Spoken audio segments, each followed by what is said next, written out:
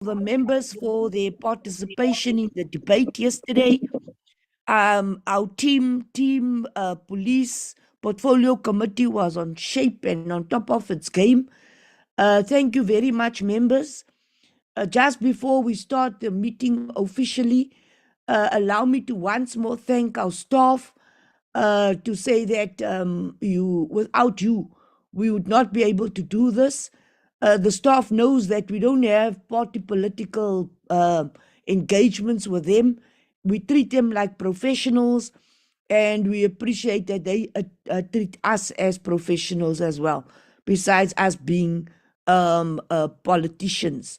We have a very small staff composition. That is why DM, your staff members, Nolundi, all of them, they become an extension. Dudu, they all become an extension of the work that we do in the committee. So we're not just acknowledging the work of the committee staff, we also acknowledging the work of the staff of the minister and the deputy minister.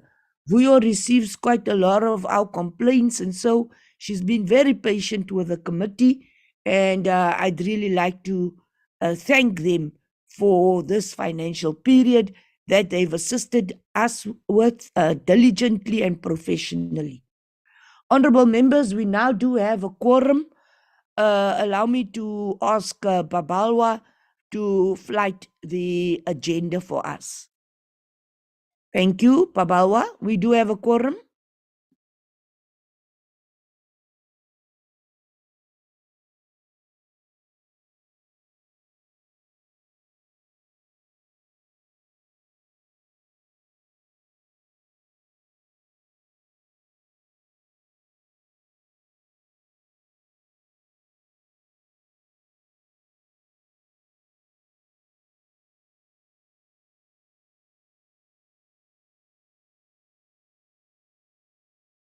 Thank you, honorable members. My Babalwa, my mic went off.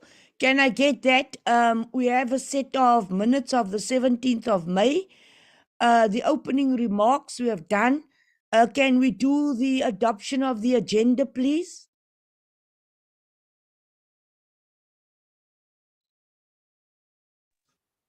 I move, Chair. The Honorable Whip moves for adoption of the agenda. Do we have a seconder? Morning, Chairperson. It's Khoza. I second the motion to adopt this agenda. Thank you. Good morning, Honorable Khoza. We missed you yesterday. Morning, Chair. I arrived a bit late, but I was there. Thank you very much. Oh, sorry for not coming to greet you. The bishop's wife didn't come and greet you. Okay, Madam Bishop. Babalwa, can we have the apologies now, please?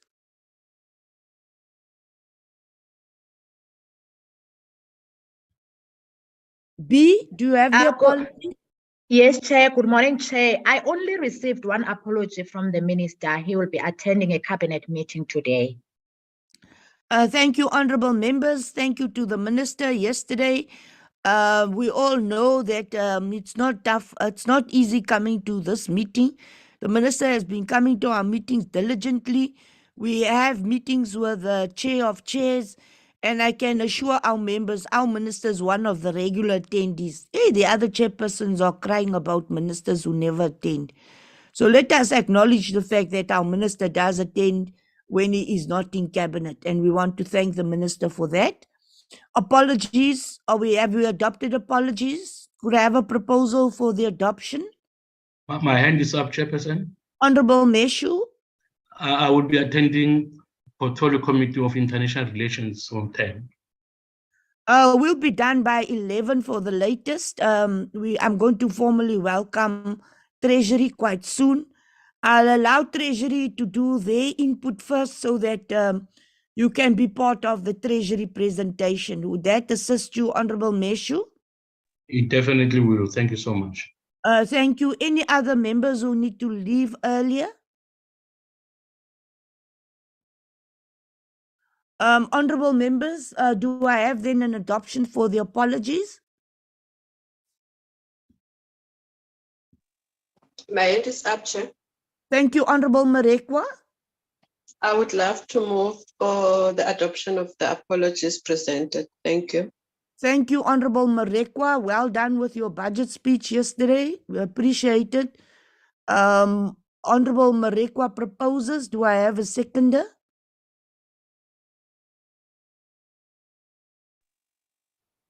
Seconded, Chair. Thank you, Honorable Siabi. Our whip has seconded. Could we then also just now have you can include the welcoming of our new member. The chair has thanked the staff of the parliamentary staff, the staff of the minister, and the staff of the deputy minister. That is, we normally just thank the generals, but we really have to thank our support staff. Could that be minuted as well, please? Honorable members, two things I wish to raise with you before we do our minutes. You have requested that we do the IPID amendment bill. We are working on a program for the IPID amendment bill. We need to do that applications for us to sit during the recess. All political parties have unanimously agreed that we will sit during the recess. Honorable Frolic, of course, has to be approached. We are doing that, and we will give you the new program shortly. The second matter is that the minister will release the crime stats next week, Tuesday. This will mean that I will have to call a special meeting for next week, Tuesday, and then we'll actually discuss the crime stats the Wednesday. Honorable members, do I have your permission to do this? Agreed, Chairperson. Agreed. Thank Agreed. you, Honorable Koza. We start on Tuesday and then we continue on Wednesday. Honorable Siabe? Agreed, Chair. Thank you very much. That takes us now to the minutes. Could you flag the minutes for us, please?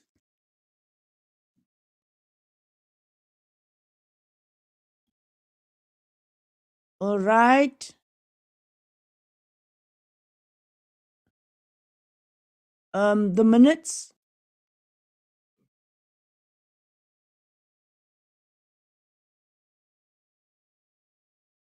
Thank you. No, but really, Babal, are you supposed to say who proposed adoption of the agenda and the apologies? Can you include that in the minutes today and in future, please?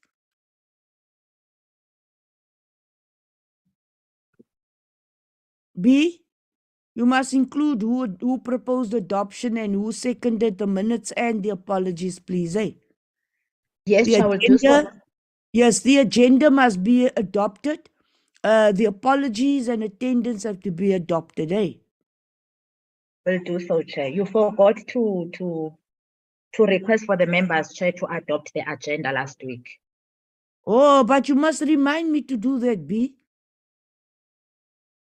How, B, you must do that. Yo, please, man. These things are legal records and documents. Eh? Thank you very much. Next page.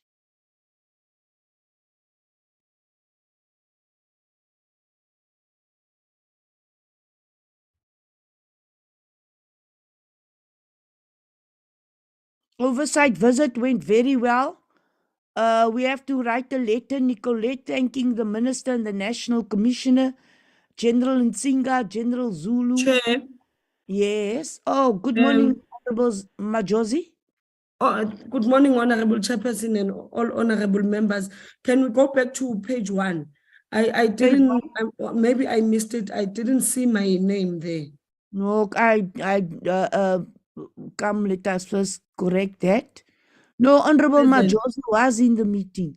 Yes, I was in the meeting, but there's no name there. No, and it no, says no, that no, I no, adopted the agenda, but my name is not there. Yes, you even adopted the agenda. Now Yes. it says we forgot to do it. Yeah, and can we No, rectify that, B. please? Can that name be corrected? You cannot forget Honorable Majosi. She came here even though she had a death in the family. She had a Yes, thank you, bereavement in the Chair. family and she attended. Yes. Everything well with the family, Honorable Majosi? Yes, I know everything is well. And we had if it's no, it's not a beautiful bereavement, but yeah, Yes. it went well. Thank you, Chair.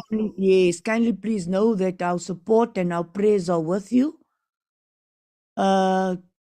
Did we capture all the members of the departments that attended? You see here, the adoption of the minutes was done by Honorable Majosi.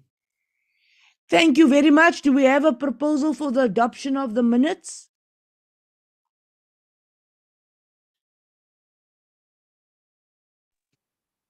Could I have a proposal for the adoption of the minutes?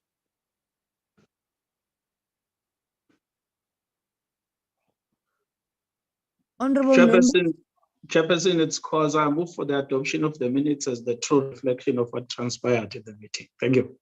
Thank you, Honorable Koza. Honorable Koza moves for the adoption of the minutes. Do I have a seconder? I second, Chairperson. Thank you, Honorable Majosi. The minutes adopted. We could now move to the next item on our agenda. And that will be, honorable members, could I first do the presentation of Treasury and then the presentation of IPID? Would you accept that? Honorable Whitfield, are you happy that I first do the presentation of Treasury? Yes, Chair. Honorable Dr. Groenewald, are you happy that I first do the presentation on Treasury?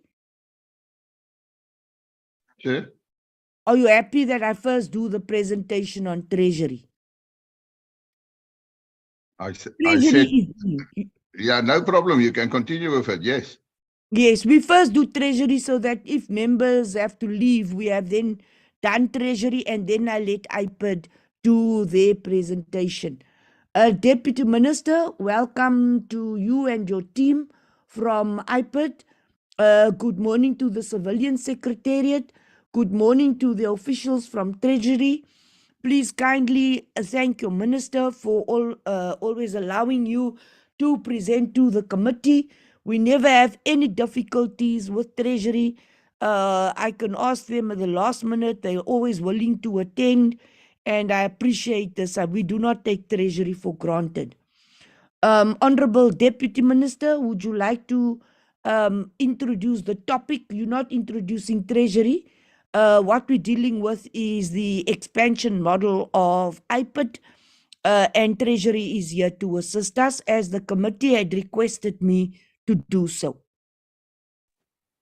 No, thanks, thanks, Chair. Good morning to you. Good morning to members, and welcome to the new member who has joined the committee. Looking forward to working with her as part of the team. And members, for the support during the budget debate yesterday. We appreciate the constructive criticism that we received from the members. It will assist us in doing our work better. But we are quite appreciative that you supported the processes that made us to go through yesterday. We want to express our appreciation for that. Without further ado, Chair, through you, if we may, I allow the Executive Director to introduce the team and lead in the presentation of our presentation on the expansion strategy. Thank you very much, Chair, through you. Thank you very much, DM. The Executive Director will introduce her team, and then we will allow Treasury to introduce the leader of the delegation and the leader of the team, and we'll start with the Treasury presentation. Executive Director, please. Good morning, Chairperson and honorable members of the Portfolio Committee. Thank you very much for this opportunity. I am going to introduce my team members. I am with the CFO, Mr. Patrick Setsedi. I am also with the head of HR, Ms. Bongile Palatsi. I'm also joined by Mr. Tiso Magulwane. So those are the only members who are in this meeting. Thank you very much, Chair. Thank you very much, Edie and your team. We look forward to your presentation. Treasury, who's the head of the delegation and the members of your delegation. And then you may start your presentation. Thanks very much, Chairperson and honorable members, Deputy Minister, Executive Director of IPID, and colleagues from both IPID and Civilian Secretariat. Good morning. My name is Rendani Randela. I'm responsible for the security departments in the National Treasury, Public Finance Division, IPID, of which it's one of the client departments. I'm with my colleagues here, primarily responsible for this portfolio, Mr. Acting Director, Velusobuhle Buti, with his team, which is Sinatra Mudli, Sesetu Mazoza, Dombizodwa Futi, and as well as Jabulile Magubani. Chairperson, I'll be the one to take you through the presentation. With your permission, I think I can share it.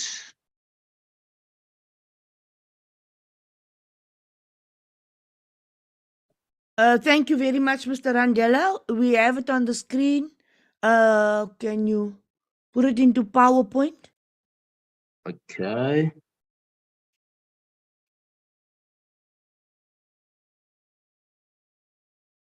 Is it on PowerPoint? Can you see it? Other members, I don't have it on PowerPoint yet.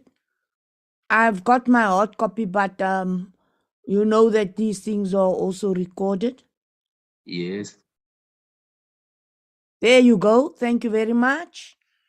Okay. I'll take you through this presentation. Let me go to the next slide, which talks to the content. Chairperson, in the interest of time, I'm not going to go through this slide because all these headings are covered as part of the presentation. I'll shoot straight now to the purpose of the presentation. The purpose talks to the invite as we have received this, is for us to elucidate on a response provided by the National Treasury in respect of a recommendation encapsulated in the BRRR report produced by the Portfolio Committee. In short, the recommendation was that there should be a consideration for additional funding to be provided to the IPID, mainly for the appointment of the investigators to improve the ratio between police officers and the IPID investigators. And then the anti-response is as follows. That's the National Treasury response. It's as follows. All of these things are in the Annexure A of the budget review as tabled in February by the Minister of Finance. And it reads as follows. Due to the constrained fiscal outlook, there's limited scope to provide additional funding. The IPID has not demonstrated that it has the capacity to fully spend its allocated budget. Generally, the department underspent its budget for compensation to employees due to vacant funded posts. Accordingly, the IPID will need to demonstrate improved capacity to fill its vacant funded posts and reduce its underspending on compensation to employees before additional funding is considered. I need to highlight, Chairperson, that we acknowledge the need for capacitation of the IPID. However, we are in an environment where the fiscus is constrained. That's number one. Number two, the presentation will specifically focus on the compensation of employees budget because it talks to the appointment of IPID investigators. And in addition, compensation of employees is the cost driver in the department and in the cluster, mainly because these departments are personnel heavy. So let me first share with you the content of the 2023 MTF budget guidelines and its principles. The guidelines were issued to the department so that they can prepare the budget as per the guidelines. The first two bullets in the main, it's about choices. I always say to budget is to choose, because when we do budget, we are making choices and trade-offs. And the most important thing, which was in the 2023 MTF guidelines, was that no additional resources are available, and therefore departments must not submit any request for baseline increases, because our fiscal strategy is anchored on fiscal consolidation and reducing the deficit, as well as stabilizing debt to GDP ratio. So, and as a result, there was no scope for additional resources, meaning that any additional allocations to a program will need to be funded through reprioritization, either within the department or public entities budget or from other departments or public entities budget. And again, the outcomes of a detailed budget analysis, mainly through spending reviews, must inform strategic reallocations or reprioritization. So that was the guidance given to the department as contained in the MTF budget guidelines. So, Chairperson and honorable members, this slide portrays the budget of IPID for the current financial year and the 2 years going forward. I think this slide is familiar. I think it was part of the budget vote discussion. But one thing that I need to indicate is that the budget as tabled provide for 19.5 million, additional 19.5 million on the budget of IPID, mainly for annual cost of living adjustment. I also need to indicate, Chairperson and honorable members, that one of the challenges that we face in the cluster, especially that it is personnel heavy, within compensation of employees budget, there are three challenges. One is the challenge of making adjustment in respect of cost of living adjustment. That's number one. Number two are cases equivalent to, what I can call the deepening pockets of the existing personnel, either in the form of the OSD, but in this environment of IPID, we experienced it, I think, in 2019-20 and 2020 with the implementation of Section 23. So these are some of the trade-offs that have to be made within the compensation of employees budget, mainly in this cluster, especially that is personnel heavy. And then, Chairperson, this slide focus on the compensation of employees budget of the IPID. We have got the column headed main appropriation. That column is the budget as tabled in the budget February, in the main budget in February. So in 2016-17 we had 178 million, and in 2023 we had 239 million. That's the main budget. But this budget is only compensation for employees budget. And then the second column, which is adjustment, and in brackets we're saying during MTBPS. The figures in brackets are the figures taken away from that line item, which is compensation for employees. Those are the red figures. And the positive figures, mainly in 2021 and 21-22, is the money that came in to augment the compensation of employees budget. And the adjusted appropriation is the net change, meaning that is the difference between 178 and the money taken away or money brought in. That is the net change. That is the net change and is the adjusted appropriation. So, and then after MTBPS, so we've got adjustment after MTBPS, we have just few adjustments made after MTBPS. And after MTBPS, in the main is the money coming in to augment the compensation for employees budget. But there isn't much change. And then the final appropriation, that's the final appropriation taking into account those adjustments made after MTBPS. And then at the end of the financial year, we're going to have the actual spending. And the last column talks to overspending or underspending. But this slide only focuses on compensation for employees budget. So you can see on the far left, the column headed under or overspending.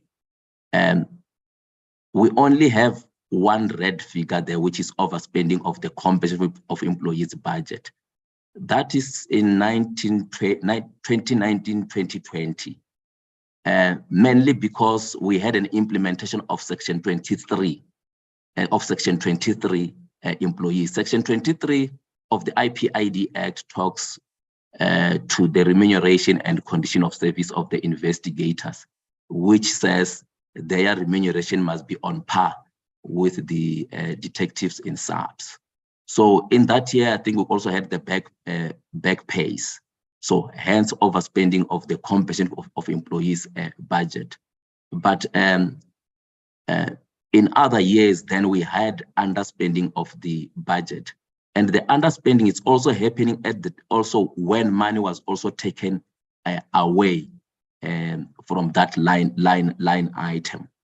So meaning that had we not taken away money from that line item, underspending could have been possibly more than the figures that we are seeing on the right.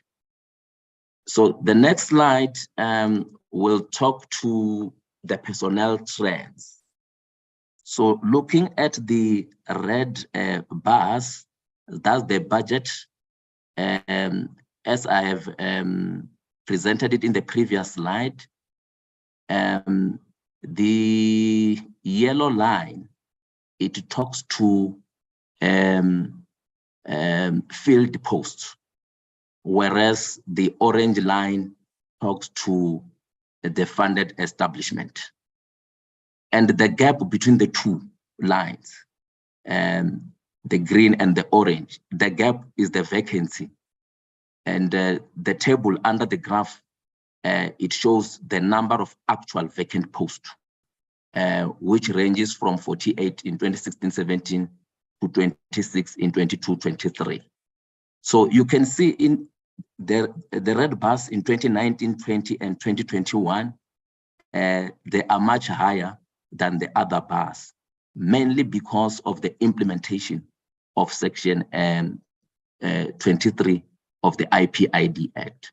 So this also demonstrates tough choices to be made between increasing HR capacity or deepening the pockets of the existing HR capacity, thereby maintaining the current HR numbers. Meaning that if we are faced with choices like the choice that we had to make in 2019-20 in 2021, when we implemented Section 23 at the expense of the additional capacity. So these are some of the choices. And in addition, we also had the vacancies that ranges from 48 in 2016-17 to 26 in 2023. So just to conclude, Chair and honorable members, what we need is better budget baseline management to align it with existing priorities. One of which is the one that brings us here, the expansion of the IPID footprint. And again, a need for any innovative service delivery initiatives, given the constrained physical environment. One of which is shared services where feasible. For example, if we have to increase the footprint by way of having regional offices, for example, we may perhaps also have to check who is in that other area. For example, we've got so many state institutions in the regions. Where feasible, departments or state institutions can share resources rather than having our own footprint as government in each and every corner in the country. Efficient use of existing resources by conducting spending reviews and implementation of the results thereof. And one of the spending reviews that we did within the IPID space, within the ICT environment, because it's not all about pumping more money without looking at the efficiencies and effectiveness of the current budget that we have. Filling of critical vacant posts should be prioritized, given that we've got vacancies. And lastly, we'll continue to engage the department on its budgetary matters as part of the MTF processes going forward. This concludes National Treasury's presentation, Chairperson and honorable members. Thanks very much. Thank you very much to Mr. Randela and his team. We really appreciate this clarity that you are giving to the committee. The committee, as you know, has been very concerned about the IPID or IPID, as you call it, and you have certainly explained and answered a number of the questions we have had. You can now remove your presentation. I'll then ask the executive director to introduce their presentation and indicate who will do their presentation. Thank you very much. Thank you very much. Thank you very much. Thank you very much, Honorable Chairperson. I am now I'm going to allow our CFO to then do a presentation on the proposed IPID expansion strategy. CFO, over to you. Thank you very much, Executive Director. Good morning, Chairperson, honorable members, Deputy Minister, Executive Director, Treasury colleagues and IPID. Chair, thanks for the opportunity to come and present the IPID expansion strategy. Chairperson, it's not the first time we make this presentation. In the 15-16 financial year, the strategy was developed and presented to both National Treasury and the then Portfolio Committee on Police.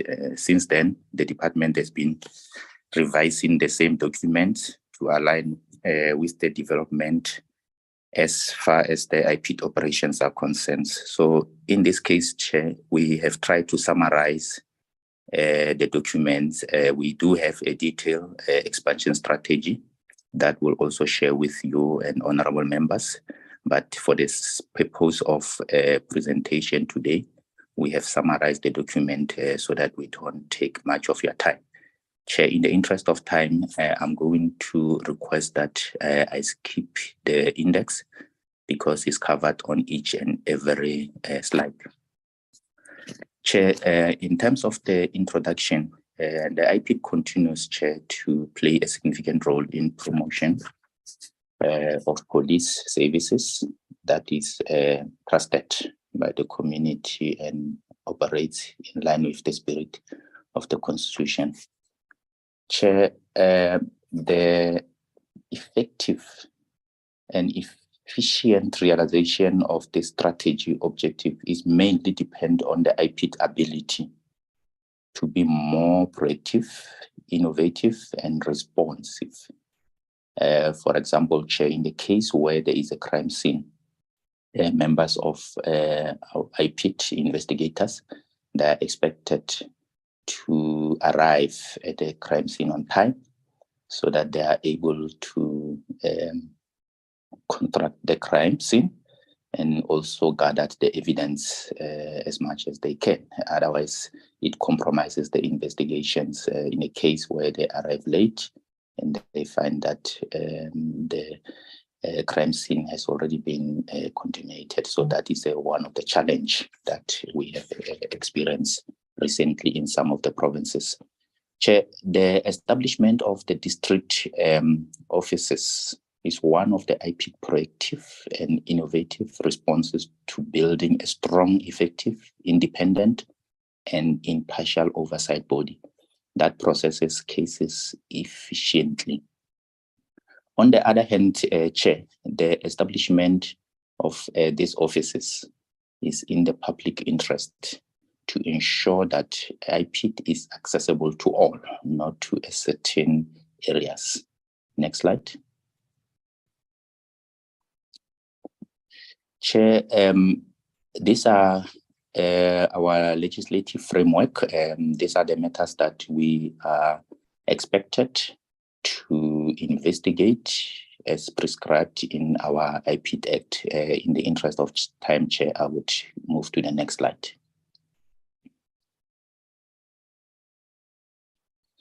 Chair, with regard to the recent developments that impacted on our mandate, there was findings by Falam commissions, which was supported by Office of the Auditor General, as well as the Constitutional Court judgment, which reaffirms the need to increase IPID capacity in ensuring that IPID is structurally and operationally independent. Again, Chair, IPID needs to be independent from using the expertise that they depend on from SAPS and Department of Health and other stakeholders, Chair. This affects the operation of IPID, Chair. You would complete the investigation, but because of technical reports have not been received, your investigation will not be completed.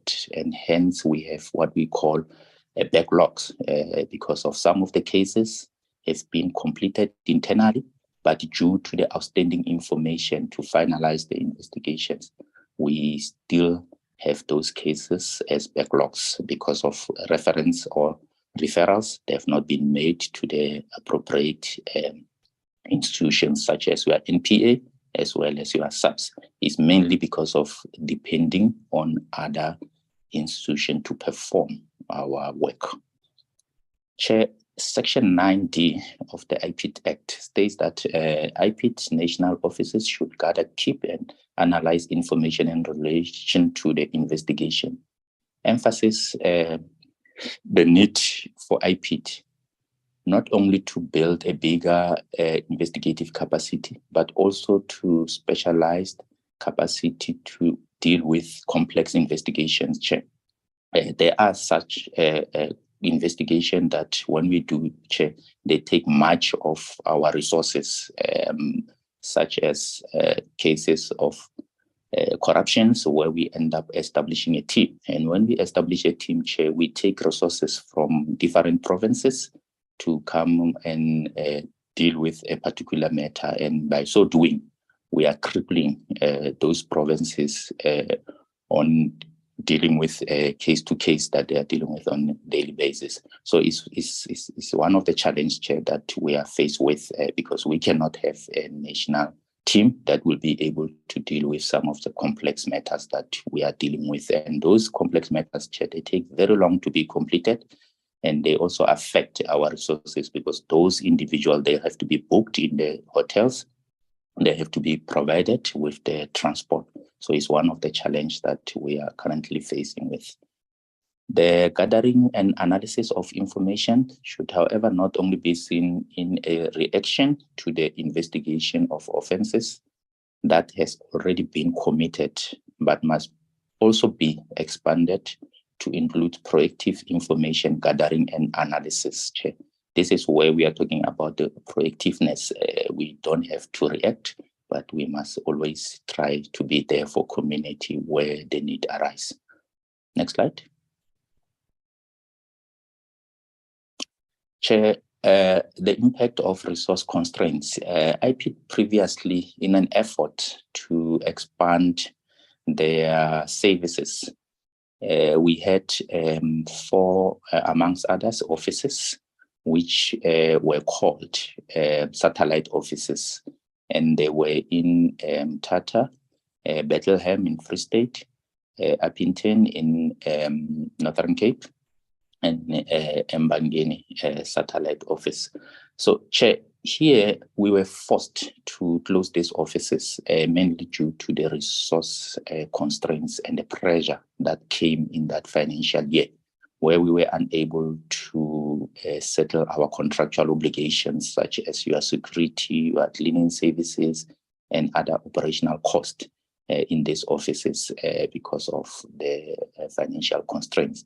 Therefore, management has to take that difficult decision to close these offices. Chair, as I'm presenting to you and honorable members, these offices are closed. Next slide. Efforts, Chair, that have been made by IPID within the limited budget to increase footprints. The IPID has, in addition to 9 provincial offices established within its limited budget, the following offices. Chair, we currently have a satellite office in Gauteng. The staff members are based in Pretoria National Office. We also have a satellite office in Western Cape, George Office. We also have one in Thohoyandou in Limpopo. And then the last one is Emalahleni in Mpumalanga. These are the offices that we were able to accommodate within our constraints.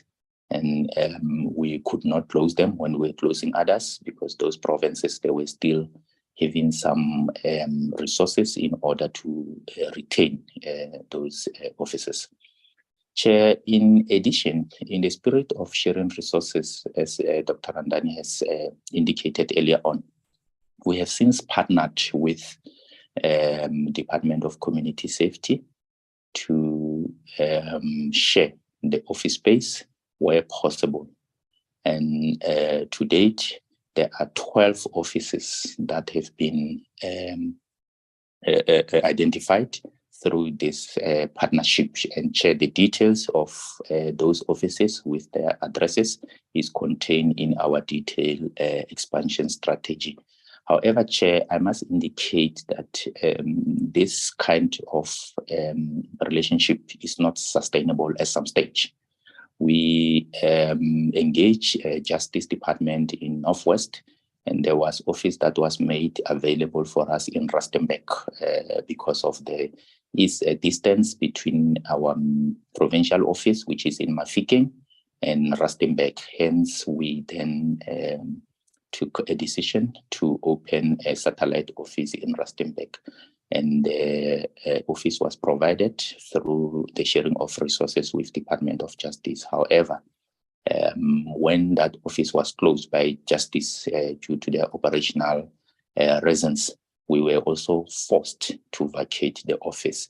So that is why we are saying in some cases, this kind of an arrangement is not sustainable because you depend on the department that has assisted you. When there are changes within that department which affect the accommodation, it will then mean IPID will be affected by those changes. That is the challenge, Chair, that we have. Recording stopped.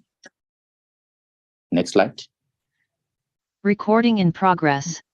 So, Chair, here we are providing the honorable members with the statistics information that was gathered by IPID, trying to see how the ratio work and which province is having a high number of police stations, so that when they plan and allocate resources, they can allocate them on a basis of the needs. Chair, the first column talks to the profile of each province, where the first province will be Eastern Cape, is in East London. Free State, we have indicated for all provinces, Chair, where their capital city is. And population, Chair, we have also given the population for each and every province. And also we have indicated the distance that are traveled in each and every province. And the following row is police stations. You'll see, Chair, the province with the highest number of police stations is Eastern Cape with 199 police stations, followed by KZN with 184 police stations. And Chair, the next row under police station is IPID offices. While you have 199 police stations, you only have one office for IPID with only 20 investigators. And they are overseeing 199 police stations. You go to Gauteng, Chair, they have 144 police stations. You only have 2 offices with only 33 investigators. KZN, only 1 office with 24 investigators overseeing 184 police stations. So, Chair, this is how we demonstrate the limited capacity within IPID in dealing with the matters that are brought to our attention, and hence they result into a backlog, which we recently presented to the honorable members. Next slide.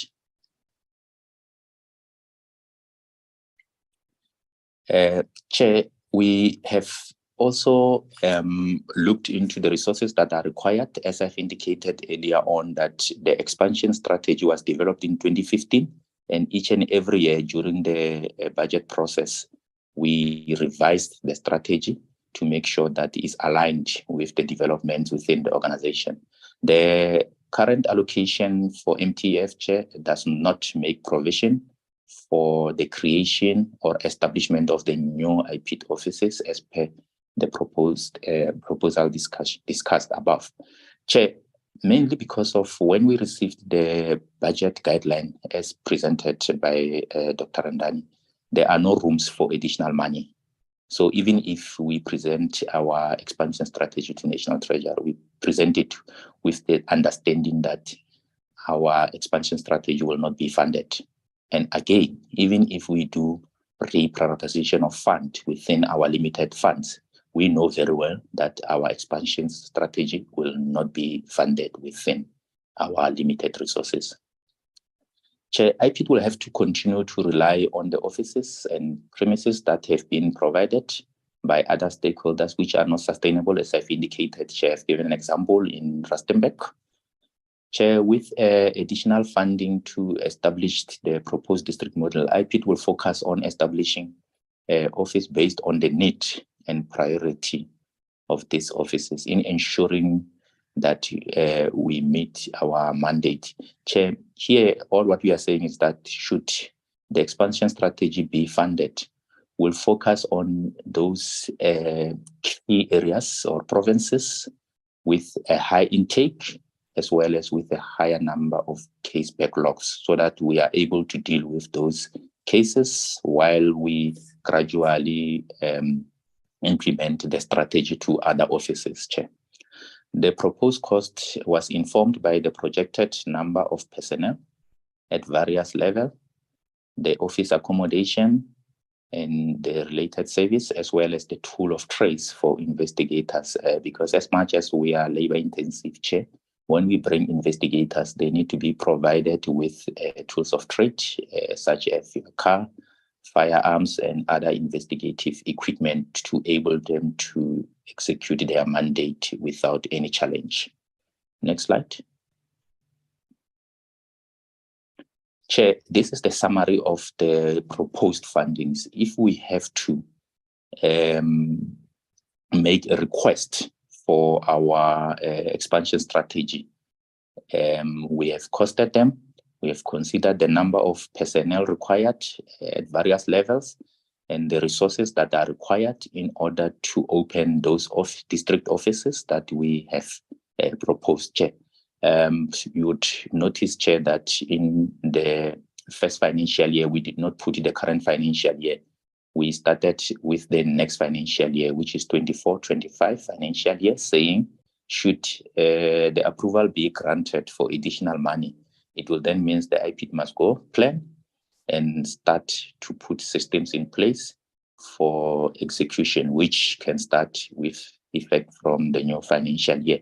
Therefore, we are saying, Chair, the money that will be required for implementation of the strategy for a period of MTF will be any amount not less than 463 million, which is far, Chair, from our budget. And this is not considering our current budget. This is a separate request that the department is making in order to fund the expansion strategy and provide the quality service to the members of the community. Next slide. Proposed investigator position. Chair, we have done an exercise with an assistance of HRM, looking at what positions do we need, as we have keep on emphasizing that we are labor intensive. We are saying, Chair, we are going to need a high number of investigators at level 7, Chair, so that they can deal with the high intake that we are currently experiencing. Hence, on level 7, Chair, we are saying we'll need 128 investigators in various provinces and various districts. And there will be supervisors, Chair, to supervise those investigators. And we are saying we'll also need your senior investigators, your assistant director investigators, as well as the deputy directors. These deputy directors will be heading the district offices. Those offices will be clustered. You will find a situation where deputy director is heading 3 district offices and manage the staff in those offices. So, Chair, in a nutshell, we are saying for expansion strategy to be implemented, IPID require 242 staff members, which are purely investigators, to make sure that expansion strategy is implemented and services are provided. Chair, that would be the numbers related to the strategy, in addition to the current establishment. Next slide. Chair, in conclusion, the principle of establishing district model is to ensure accessibility of the IPID to the public, improve service delivery, and to also ensure that IPID process cases effectively. The geographic location of district office will take into account the distance between the existing offices in provinces and the proposed offices. Chair, thank you. That is my submission.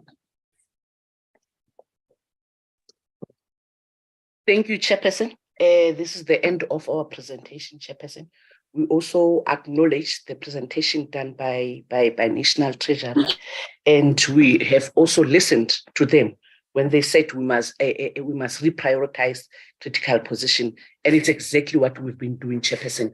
Every vacant position in IPID, it's always reviewed so that we can make sure that the core work of IPID is the one that is receiving more positions. And we have managed to stop 2 senior positions, that is your Chief Director in Northern Cape and Chief Director from Mpumalanga, because we wanted to prioritize a more junior level investigators. And that's exactly what we did.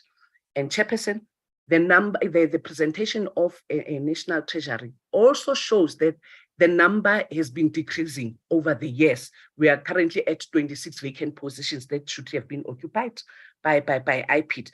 But Chairperson, I must also indicate that what was not analyzed is which are those positions. And I'm saying, Chairperson, with confidence, it's mostly administration positions. There are only few investigation positions in IPID as we speak.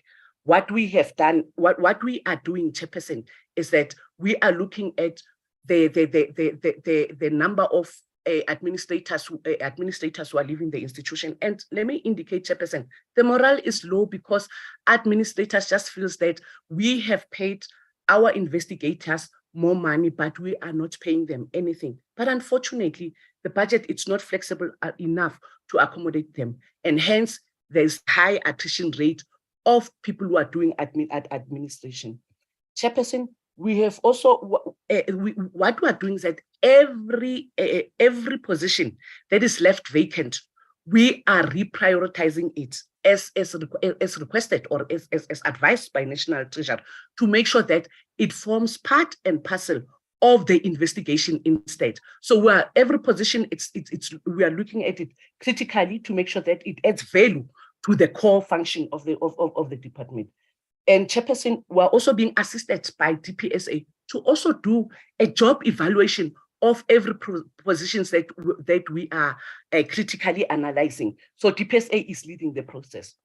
The other point, Chairperson, is that we have been relying on outsiders to assist us with the SAQA result, that is the PSC result, your fingerprints, LCRC, we've been relying on SAPS.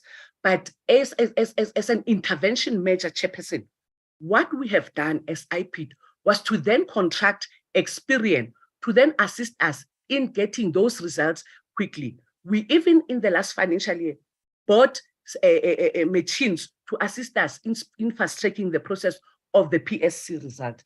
So, Chairperson, it's important that we also note that why we below. Chairperson, we have a very serious concern around the issue of backlog, and I know that in every platform that we present, we're always being lambasted on the backlogs, on the backlog cases. Chairperson, it is a result of our own investigators are handling close to 300 cases at hand. And currently, what we have come up with as IPID was to then look at getting your contract workers to come and ask contract workers, that is mainly the retired detectives, to come and assist us in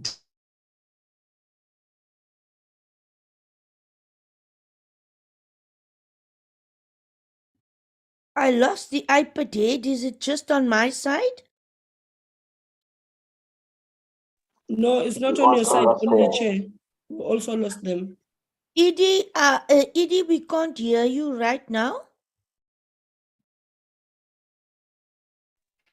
Yeah, Chair, I think it's either they had a problem of reconnecting. I also lost her this side. Citeli, are you in the same place or in a different platform? No, DM, we are not in the same venue, but let me try to give a call. Yeah, no, My proceed, because apologies. what she was talking about. Oh, okay. Yes. Yeah, DM, yes, DM, your network is also bad, DM. I'm proposing that Mr. Sachedi completes, and then if the ED is there, that she could come in again later. Would you accept this? No problem, Chairperson.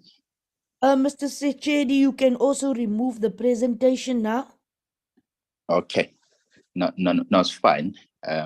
Chair, I think maybe just to add on what the Executive Director was trying to emphasize on. Chair, we agreed with the figures, personal figures that have been presented by Treasury, but I think it's important also to tell a story behind those figures, because Chair, you could see that we started in 16-17 financial year, where IPID was establishing what we call an NCT unit, National Specialized Task Team. And there were no positions that were created, and we had to start now filling those positions. As a result, you'll see that in that financial year, there were a high number of vacancies. And Chair, we continue in 18-19 financial year. Fortunately, Chair, there was an additional money that was received from SAPS through the sharing of resources, about 150 million that was received over MTF period. And Chair, that money resulted into IPID creating more positions, and hence you see an increase in the vacancy in that financial year. And we continue, Chair, in 1920, we implemented what we call Section 23 of the IPID Act. We met with Treasury we requested additional money in order to implement the Section 23. And the response was that, can you please go and fund it within your allocation? And we did that, Chair. We went back because it was a court order. We did not have any option. We went back. We then decided to put a certain number of vacant positions on hold so that we are able to implement Section 23 as it was a court order. And hence in that financial year until the 21-22, you see the number of vacancies because of we could not fill those vacancies. And as the presentation made, you'll notice that in the financial year 1920, we overspent our compensation of employees by 19 million precisely because of positions were put on hold. Section 23 was implemented in order to make sure that we comply with the court order. And Chair, since we are done with Section 23, you see now a decline in the financial year that has just passed, 22-23. You see that we only have 26 positions because we are now recovering from the implementation of Section 23. We are now focusing on filling the position. And out of the 26 positions that we are talking about, only 10 positions were for investigators. The rest of the positions were within administration. That's where we are experiencing a challenge, Chair. As and when you fill admin position, the following day you hear that one admin officer is leaving. And precisely because of the reason that the executive director has given, since the implementation of Section 23, which boosted the morale of investigators, unfortunately, with administration, it has affected them negatively. They feel strongly that the condition of services for their colleagues have been improved, while theirs have not been improved. And hence, we see a decline each and every time in establishment within Program 1, which is administration, where employees leave. So you have a situation, Chair, when you fill the position today, the following day, you get a resignation letter. Some of the positions, they are also filled internally. When you fill the vacancies, you also open the vacancies. So those are the stories behind these figures, Chair, and hence I've indicated that we appreciate the figures, but the stories behind those figures must also be told so that we know exactly what caused these figures. And Chair, we meet with Treasury on monthly basis as part of our in-year monitoring. And in those meetings, we also share with them these issues as challenges that result into IPID not filling some of the position. So, Chair, in a nutshell, I think in an essence, that's what the Executive Director was trying to indicate while she was on the platform. Thank you very much, Chair, for the opportunity. Thank you very much, Mr. Sechedi. We will take the Executive Director later again. The delegation from Treasury, Mr. Andela, we are in the process of amending the IPID bill. Now, why we have called you urgently is because that when we actually do the amendments of bills, we are also cautious and we are also mindful of the fact that whatever amendments we propose will have financial implications for SAPS and its entities. So we call this meeting urgently because we'll be starting the amendments of the IPID Act quite soon. And what we have today would be a serious concern for the committee. We are not putting Treasury under pressure. We are certainly trying to understand the situation in IPID and that this would then form a foundation for the discussions we need to have on the amendment bill. So, honorable members, I'd also like you to bear this in mind when you engage with these two presentations.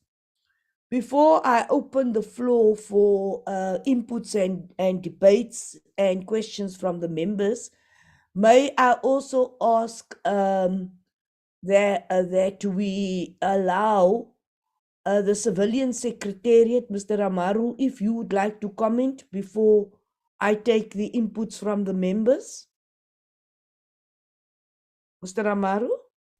Good morning, Chair. We don't have any comments from our side at this stage. Thanks, Chair. Thank you very much, Mr. Amaru. I'll now take a round of hands from the members. You could indicate your willingness to participate.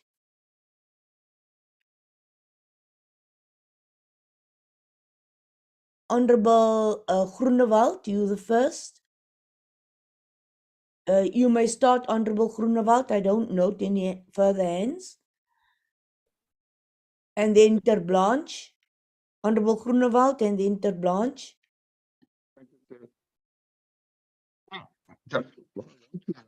That if I look at the personnel, I want to ask for IPID is that I see, for instance, since 2017-18 financial year, there was an underspending in IPID. And for 22-23, there was a 15 million underspending for the year to end. And for all those years, there's an underspending on the budget. And now, if I also look at the component in terms of the 21-22 program for investigation and information management, there are 20 vacancies only in that. I don't talk about administration vacancies and legal services and compliance monitoring and everything. So I just want to ask, how do they justify asking for expansion, more money, but for all these years it was underspending, and at present, within the budget, they have 20 vacancies. How does that justify an expansion in terms of what they're asking? Thank you, Chair. Thank you, Honorable Dr. Groenewald, Ter Blanche, and then the whip, Honorable Siabi. Chairperson, good morning. Chairperson, I am seriously concerned about what we heard this morning. You know, I think that, you know, starting with Treasury, and I do understand where they're coming from, we don't have room for, you know, to increase the budget substantially. It's a matter of fact, they are saying that the budget should be, or whatever needs to be done, will have to be funded by reprioritization. Chairperson, I am more convinced that we need serious intervention in IPID. I think that, you know, it will have to be sort of, you know, they would have to have some direction in terms of where they're heading to. My concern is, Chairperson, that apparently they think they are creating, or that they need to create, a separate, let's call it a police service to police the police. Chairperson, if you look in the police itself, if you take environments like, for instance, the Hawks, they don't have an office at every police station or at every place. So I think that the aim of IPID is totally misguided. They don't need an office in every police station or wherever to police the police.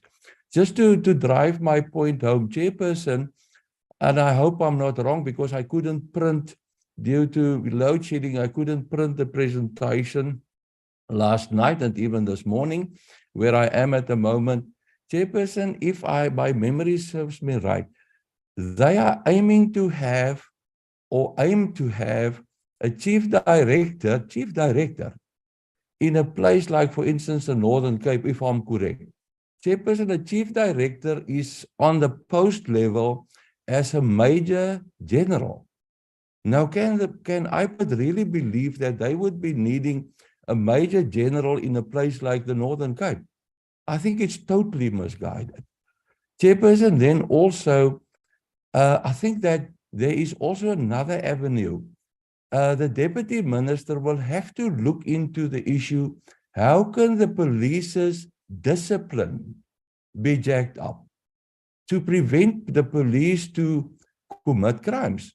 I think that is where we should start. IPID, and I agree with Treasury. IPID can share, and they did that. They indicated that they are willing to do that, but they're saying that it's not okay. They need to share accommodation with other government departments, and they've started with that. Chairperson, and then, apparently, IPID is of the view that they should have their own laboratories and stuff like that. That was never meant to be. I think they are totally misguided. And serious intervention will have to be done to inform these people or guide these people to fulfill their responsibility. How can you ask for additional money if you don't even fill your post that you have? I've been in government myself for very long. Fact of the matter, you cannot ask for additional money if you are not able to spend your current allocation. Chairperson, I'm going to stop there for now. But as I said, I'm seriously concerned that these people, I said it many a time, I don't think they understand what they're supposed to be doing. Thank you. Thank you, Honorable De Blanche. Honorable Siabi. Thank you, Chair. I think my colleagues have touched on some of the issues. As I listened to the presentation from IPID, this is the presentation, the same presentations they presented 3, 4, 5 years ago. And things are moving. I also don't think IPID, I think in the country we have about more than 50 districts. I don't think IPID needs an office in every district. But now we're depending on ICT. It is no longer an issue of physical movement from where I am to a physical office, because the problem is with physical offices. I don't think IPID needs physical offices everywhere. What I think is, I think IPID needs to review their expansion strategy. It can't be the same today when they presented it in 2018, 2019, because there are new developments that are there. Now we are working online. The tools of trade, yes. We're trying to move away from paper. We are trying to say we're becoming a paperless. All those things need to be considered as they review their strategy. And I hear that when you give better conditions in terms of salary, not necessarily conditions generally, but when you give salary increase to a particular category, the other category complains. Therefore, these are not the same categories, not doing the same job, but they are competing against each other, which the management of IPID needs to intervene there. I just use that as an example. I think we are now, even companies, big companies, there are people, because they have tools of trade, they are able to work from the same office, they are able to work from home, because things are happening online. When I want to report a case, I can do that telephonically or request an official from IPID to call me. That's where we must concentrate, to give them enough tools of trade. But this thing of physical offices, to me, it doesn't make sense. Even with administrators, nowadays you have a support staff that is supporting more than one official. Not every official will have a support staff. Now, to National Treasury, I might be wrong, but in terms of their presentation, I see them, while they support all the departments or all the clusters, but they seem to be working in silos. Because a lot of money from departments is returned back to National Treasury.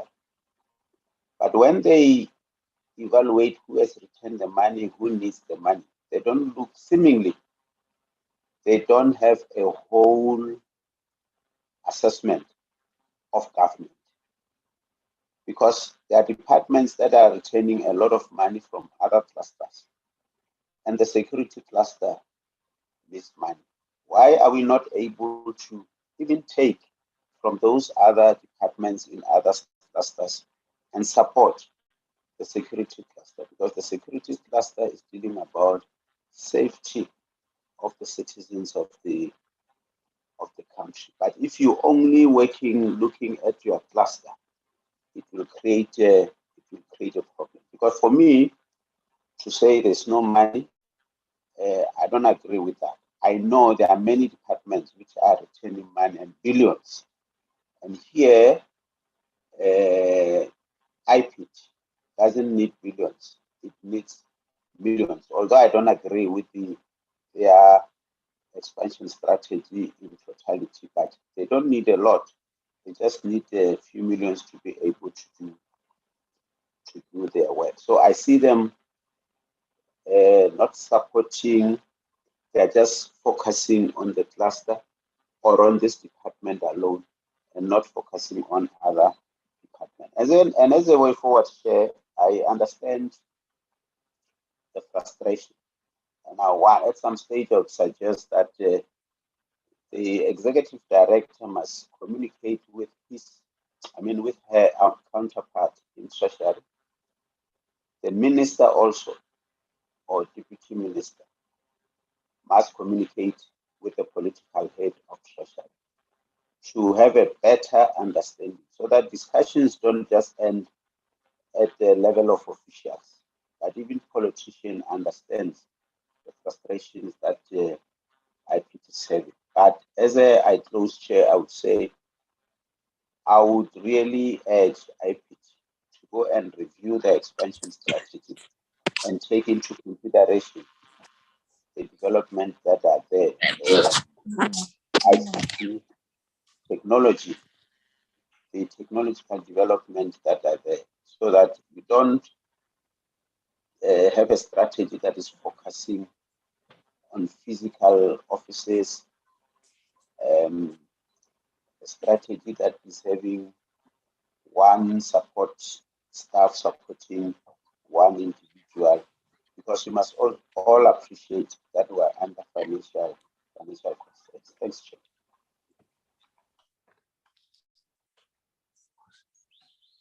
Thank you very much, honorable members, for that input.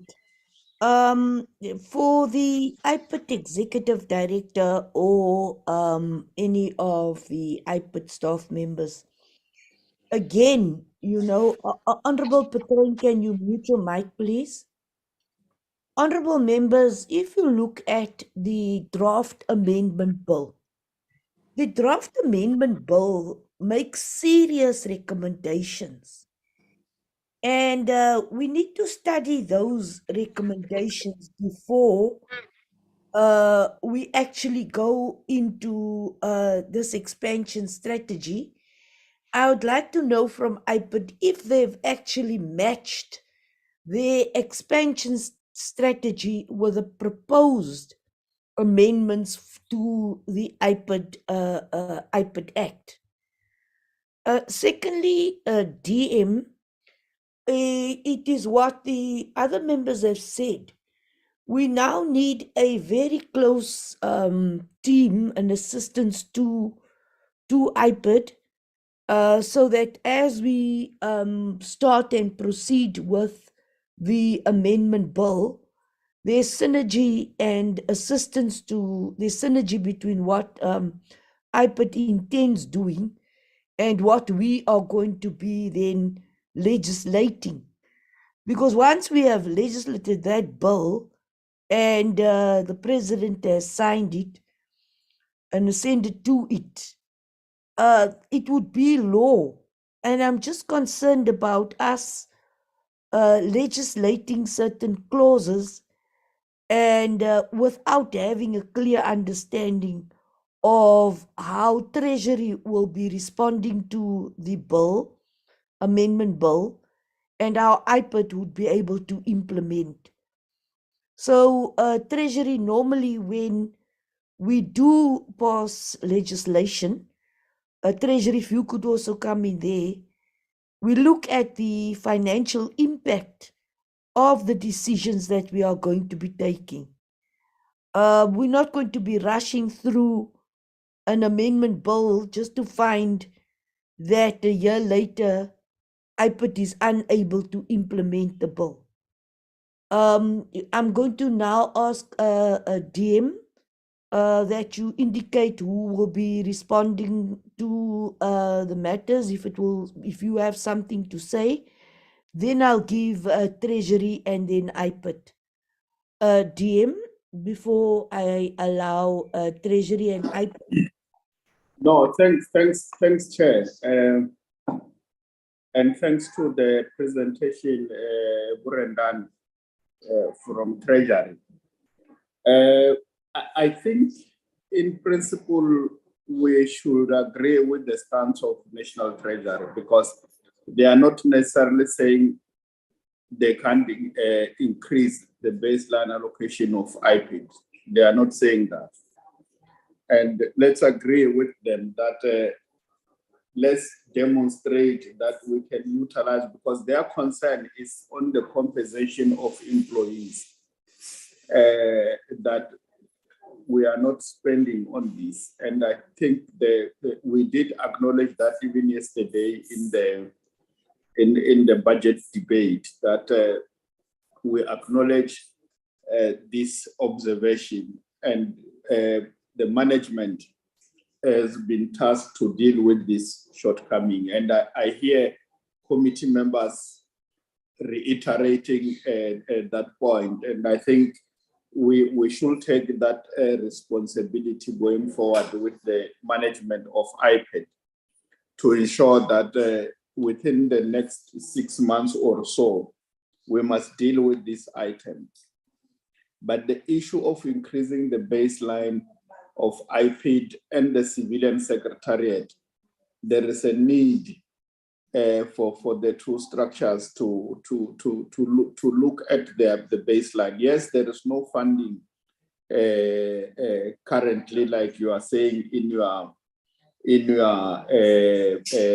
presentation, that in terms of your budget guidelines and principles, there are no additional resources. We understand that given the economic situation, but we agree with your bullet point number 4, where you say this means that any additional allocations to a program will need to be funded through reprioritization, either within the departments or public entity budget or from other departments or public entities budget. Definitely reprioritization will have to come from those areas. I agree with Honorable Siabi when he says that their department where you have similar constraints, and it has happened before, where there is a need to get money to deal with whatever challenge faced by the country or government. A reprioritization gets done. And I think for these entities, if we need them to be efficient and effective, they need to be appropriately resourced. And without us doing that, we are going to have challenges going forward. I of course, if I was Treasury, I was going to respond the way they did, that no, you can't come to me and ask for an increase while you can't utilize what you have at your disposal. And they go into the area of compensation of employees where you are not spending. Yeah, you are not spending on this one. Why do you want us to increase, to give you more money? It's that's it's logical. It's logical response, and we accept your response, Rendani and your team. We will deal with that. We will respond to that. I hear you, Chair, that the amendment of the legislation of IPID, which is on course now, once that is done, it becomes law. The law must be observed and implemented. So we'll need to do a thorough work to ensure that once that leg is finalized, we must not be found wanting. But I think the observations and issues that Treasury has raised and your observation on the issues that we were presenting as IPID this morning around the strategy, we note your concern and we will have to strengthen that. I agree with Honorable, I think it's Honorable Tereblanche when he says IPID can't police each and every police. It can't be everywhere. They can be. It's true. They can be.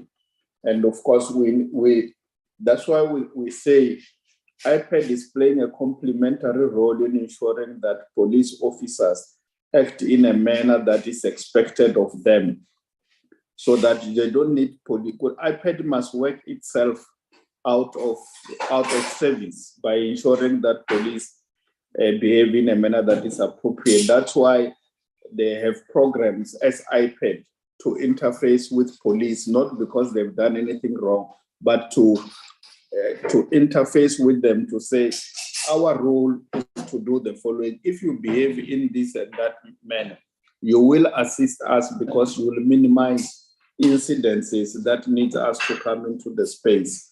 So we agree, IPID can be everywhere. In fact, IPID is not a growing organization. It's an organization that once it does its work effectively, it will cease to exist because police will not be engaging in wrongdoing that necessitate an independent organ to look over their shoulders in terms of what they do and what they don't do. But I'll allow through you, Chair, that we allow the Executive Director and her team to respond to some of the questions that members have asked. But thank you very much for the opportunity and the input from members and from Treasury. Thank you, Chair. Through you, Chair. Thank you very much, Honorable DM. Honorable DM, we are equally respectful of the role that IPID plays, and we should not underestimate that role. So when Treasury responds, kindly please consider what the whip has said and what the DM has said. The concern for by the committee is quite tangible, and we would like to form a partnership with Treasury and the Deputy Minister who's responsible for the entities to really assist IPID in this regard. I don't know, is it Mr. Randella, but Treasury, could you come in now, please? Thanks, Chair. Let me start with the issue raised by Honorable Siabi regarding underspending. Yes, we use the same principles across when we analyze budgets. Where this underspending, the same analysis that we did, it's applied across. So if I can just give an example of the underspending and the nature of underspending, without going outside this cluster or the scope of this portfolio committee, if I can use SAPS, for example. In the year of COVID, at the end of that financial year, SAPS underspent by something like 3 or 4 billion, if not mistaken. Mainly because of some of the efficiencies they realized as they were implementing COVID measures. And without that understanding, one can quickly say there's no need for budget within police because of huge underspending, which therefore for the following year, it calls for a cut of a budget, whereas we'll be penalizing them for the efficiencies. I'm just giving an example of some of the causes of underspending. So, but the long and short of it is we use the same principles, analysis, but I must also highlight that there are big policies that we've adopted as government outside the cluster. For example, fees must fall. A lot of money goes to education. And now we also have the SRD grants in the social development space. In this cluster, the biggest challenge, we are personnel heavy or personnel intensive. And most of the money goes towards compensation of employees and not necessarily for additional personnel, but for salary adjustments. Right now, we're grappling with the issue of 7.5% wage settlement. And the financial implications are huge for this particular cluster. So meaning that before we even talk of additional capacity, we are faced now with the challenge of addressing the inflationary salary adjustment. And that talks to this cluster, which is personnel heavy. So, Chairperson, we welcome the opportunity to engage on a platform like this, especially on the IPID bill, because most of the time, these bills are not costed, the financial implications are not fully understood, and when it's time for implementation, we are found wanting because we didn't do a thorough job, especially in respect of the financial implication. I always say, what is the point of designing a Ferrari if that Ferrari will never be on the road? Mr. Ndela, let me just check. You breaking up. Is it on my side, members? Yes, Chairperson. Am I audible? Do I have problems because Mr. Randella? We can hear him clearly. Am I breaking up? He's on your side, Chair. I think, Chair, she's having a network. Okay. Yes, I think that concludes my inputs. Thanks, Chair. Thank you very much, Mr. Randella. Honorable Whip and Honorable Tablanche, are those historic hands or do you want to come in? Mine is a new hand, Chairperson. Honorable Whip, would you also like to come in now? No, Chair, it's a legacy hand. Oh, it's a legacy hand. Honorable Tablanche, you can come in. Thank you, Chairperson. Sorry, the only thing that I forgot something in my previous round. Chairperson, I just wanted to say or ask rather something about the admin personnel that was referred to. I think the important thing is just to determine, are they on the same level as other people in similar positions in the rest of the government?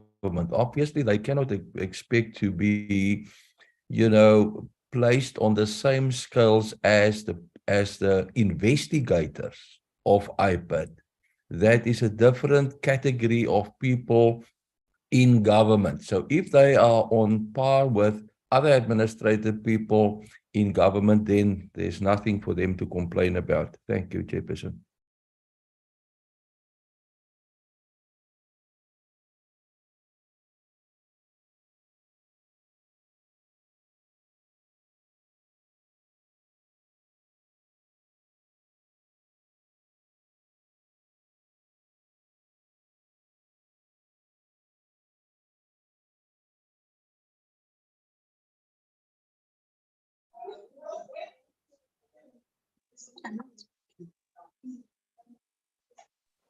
Chairperson? Seems we have Honorable lost Whip, the can you chair. just assist me? I'm going to switch my network now. No, I'm going to switch my network now. I'm lost.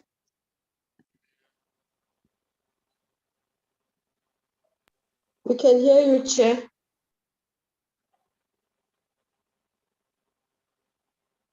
I think now is the time for IPID to respond. Thank Not you, sure whether Honorable Whip. it is back. Okay. Honorable Yes. members, can you hear me now?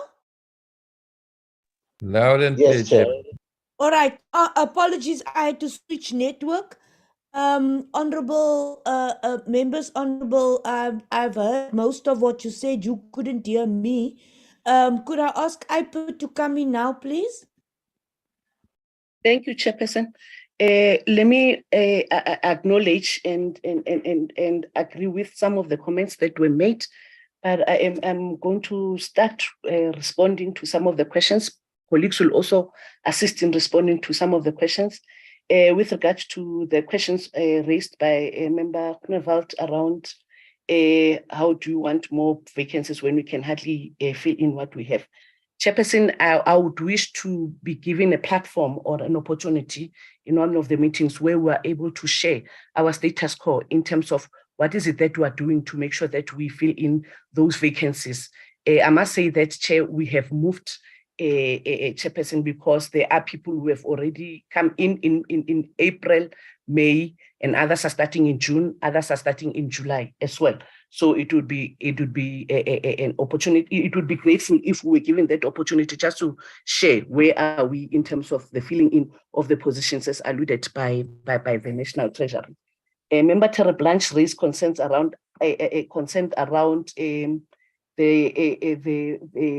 positions like the Chief Director in the Northern Cape, and why would we fill it in when there's a low intake of cases?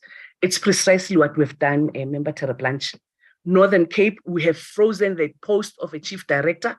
Instead, with that money, we have created positions of investigators so that they can low level investigators from level 7 and level 8 subsequently, to ensure that we are focusing more on investigation, unlike wanting to fill in that Chief Director post, which is not going to assist when there's just a low number of a low intake of cases. That's exactly what we did. And I must also indicate, Chair, that MP, that we've never asked for a laboratory at all. We've not asked for that. It would be ideal one day to have it, but for now, we've not done that. The disciplinary recommendations, we're sharing them with this Civilian Secretariat as well as SAPS. So there is some progress that we are doing, because we meet on a quarterly basis with Civilian Secretariat as well as SAPS to talk about the recommendations that we're making. Where the recommendations talks to other departments, we certainly send those recommendations to those departments. We send recommendations to SAPS. We also send recommendations to Metro Police officers where we feel that they need to intervene. I also agree with you. The admin people are on the same level as government admin people.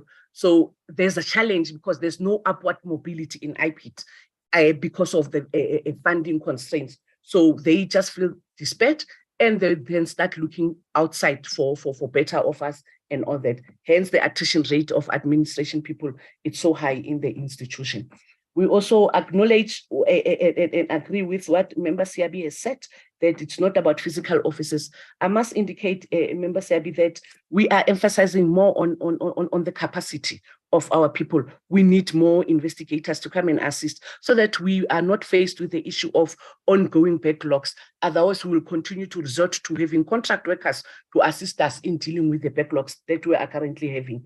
And I must also say that, yes, most of or some of the investigators are working outside more than the offices, but the partnership with the departments of community safety in provinces is yielding good results. We've been given some of the offices, and when we look at offices, we're not saying offices must be everywhere.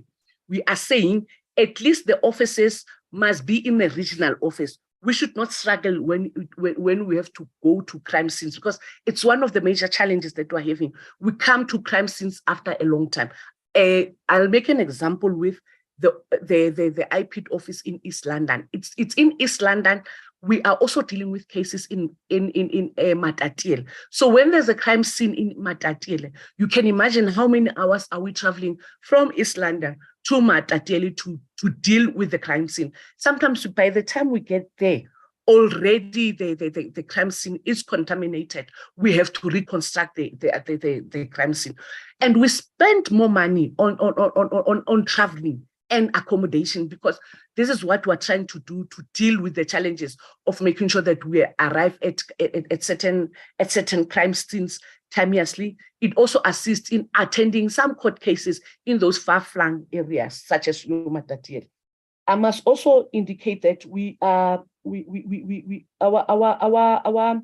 our expansion strategy, Chairperson, has been reviewed compared to the one that was presented before. In fact, because of the challenges currently and the increasing number of cases, we are requesting for more funding, in fact, for more funding on capacity, so that we can deal with the challenges that we are currently experiencing. We have introduced a toll-free number so that people in far-flung areas can also contact us. We do get calls from people calling us through the toll-free number. We also get calls on the standby number that we are busy advertising for people to access us. So we indeed are taking into consideration the resource constraints that we are currently having. I must also indicate, Chairperson, that you are raising critical points in terms of the bill itself if it comes to an act. I think what needs to happen is that we need to go back with Treasury to show the financial implications of the bill. If it's legislated, what are the financial implications when we have to implement our expansion strategy? When we developed it, or when we reviewed it, it was also taking into consideration the amended bill becoming a legislature. So I'm committing, Chairperson, we'll continue to work with Treasury, and we'll also share our status quo in terms of the progress that we've made to Treasury, so that they can see that we are indeed in the right trajectory, and our number keeps on going down, because they still have the old numbers. We are busy filling in vacancies on a monthly basis to ensure that we deal with the issue of the vacancy rate. I must also say that the Deputy Minister has also summarized the way forward. I think we will just get guidance from him in terms of dealing with the challenges that we are experiencing. Thank you very much, Chairperson. I submit. Honorable DM, before I propose a way forward, could you, firstly, honorable members, I now went on to a different network, but please just indicate to me if I'm fading away. So, honorable members, would you still like to come in before I actually conclude and make a ruling? Honorable Whitfield? Majosi? Do I have honorable members still wanting to assist? I think what we now need, honorable DM, would you still like to come in before I try to assist? No, Chair. I think we're happy with the responses from the executive director and the Brendan from Treasury. Honorable DM, could we propose as a way forward that since you are mostly responsible for legislation and the entities, that we have a team that you would lead, and that this team then looks at the concerns we have raised, the concerns by Treasury and the concerns by IPID, so that you are prepared for the committee when we start discussing IPID in detail. When we're going to amend the bill, IPID will be part of the delegation that will come to the committee. The committee has raised serious concerns. The Honorable Whip has given us good advice members have come in, and I don't want us to repeat those same concerns once we start with the amendment bill. I'm not emphasizing the bill. I'm emphasizing the fact that we are going to call IPID and Treasury back to the committee on a regular basis. We have to fund the bill before we pass the bill. And there are concerns that we have, and those concerns we share with IPID, but we also we also share the concerns of Treasury, and we'll have to meet each other halfway. From the side of Treasury, thank you very much for your advice and your input. We'll have our meeting as a committee again with IPID. But Honorable DM, could you lead a team that will try to engage all the stakeholders?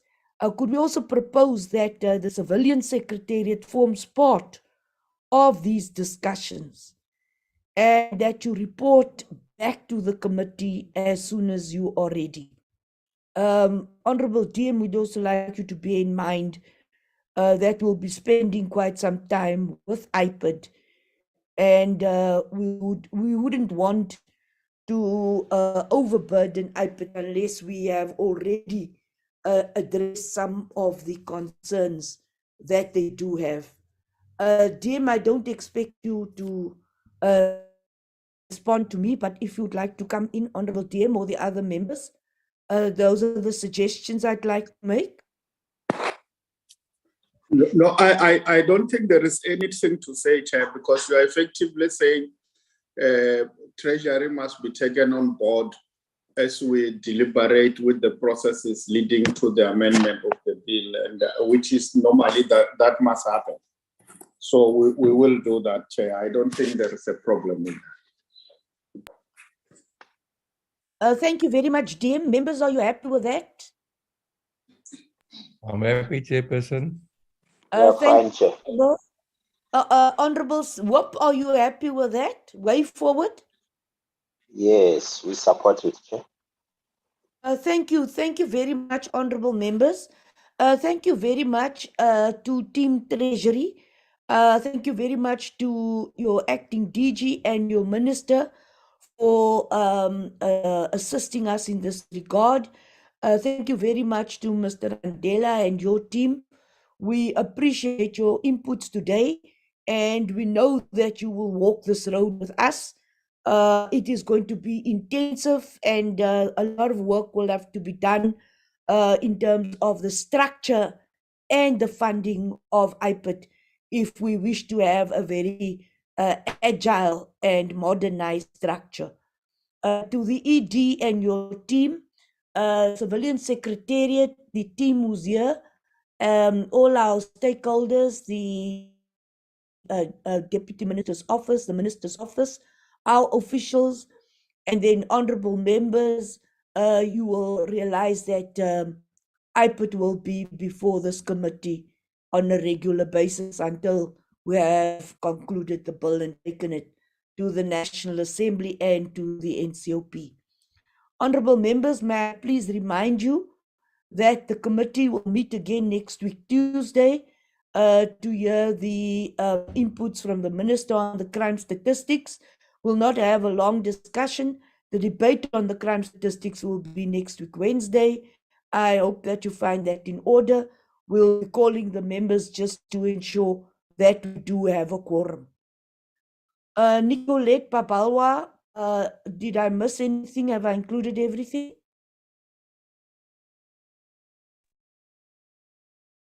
Good morning, Honourable Chair, Honourable Members. Chair, I think you've covered everything. Thank you, Nicolette Pabalwa. Have I covered you? Yes, Chairperson, you've covered everything. Thank you. Thank you very much, honourable members. The meeting is now adjourned. Thank you. Thank you, Chair.